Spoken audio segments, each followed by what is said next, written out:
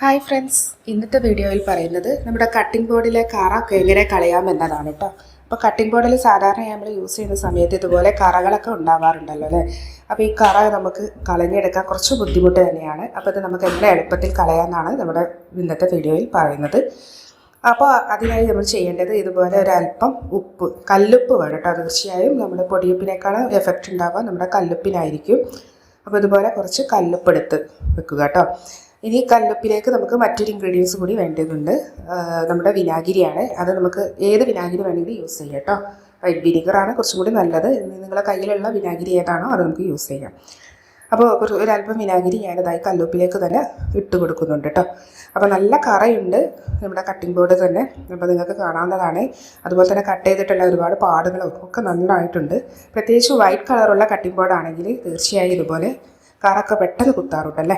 അപ്പോൾ ഇതുപോലെ ഒന്ന് ചെയ്താൽ മതി കേട്ടോ. അപ്പോൾ ഞാനിത് ഒരു സ്ക്രബ്ബർ വെച്ച് ജസ്റ്റ് എല്ലാ ഭാഗങ്ങളിലേക്കും ആക്കി കൊടുക്കുന്നുണ്ട് കേട്ടോ.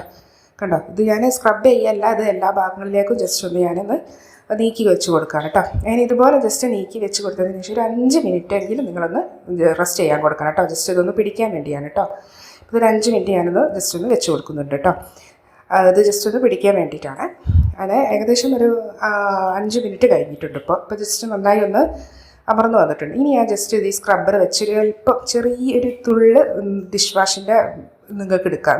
ഇല്ലെങ്കിൽ നിങ്ങൾക്ക് സോപ്പ് ഉപയോഗിക്കാം. ഒരു ഇത്തിരിയാണ് ഞാൻ എടുത്തിട്ടുള്ളത് കേട്ടോ. കണ്ടോ, അതിൻ്റെ തുമ്പത്തൊരു ഇത്തിരി അതുപോലെ എടുത്തതിന് ശേഷം ഇത് കണ്ടോ ജസ്റ്റ് നന്നായി ഒന്ന് സ്ക്രബ് ചെയ്യുക. സ്ക്രബ് ചെയ്യുമ്പോൾ തന്നെ നിങ്ങൾ കാണുന്നുണ്ടാവും കറക്കഥ കണ്ടോ, ആ ഭാഗത്തുള്ള കറൊക്കെ നന്നായി ഇളകുന്നുണ്ട്.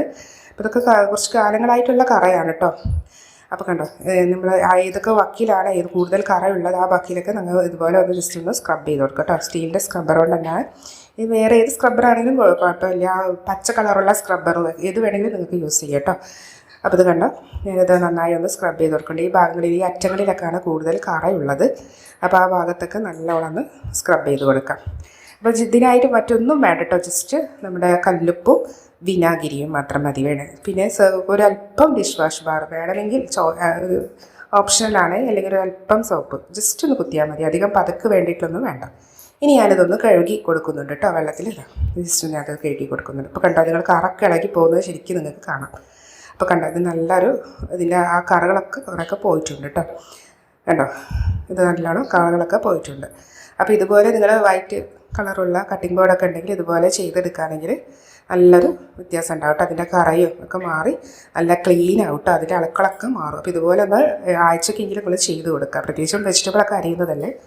അപ്പോൾ ബാക്ടീരിയ ഒന്നും ഇല്ലാതിരിക്കാൻ ഇതുപോലെ ഒന്ന് ചെയ്ത് കൊടുക്കാവുന്നതാണ് കേട്ടോ. അപ്പോൾ മറ്റൊരു ടിപ്പുമായി നമുക്ക് വീണ്ടും കാണാം.